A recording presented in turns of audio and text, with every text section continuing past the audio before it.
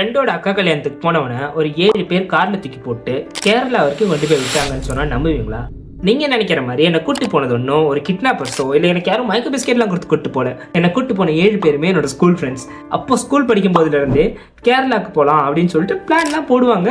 But either one of us will say no and அதை வந்து எக்ஸிக்யூட்டே பண்ணலை.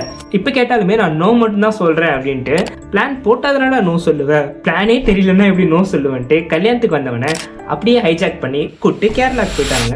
என்னதான் அவனுக்கு வந்து என்ன பிளான் பண்ணி எக்ஸிக்யூட் பண்ணி ஹைஜாக் பண்ணி கூட்டு போயிருந்தாலுமே என்னை பொறுத்த வரைக்கும் வந்து ஒரு அன்பிளான் ட்ரிப் தான். ஒரு 5-6 இயர்ஸ் முன்னாடி வந்து நாங்கள் நிறைய யோசிச்சு எப்படிலாம் இந்த ட்ரிப் வந்து ஸ்பெண்ட் பண்ணலாம் அப்படின்னு சொல்லிட்டு நிறைய பிளான்லாம் பண்ணியிருக்கோம்.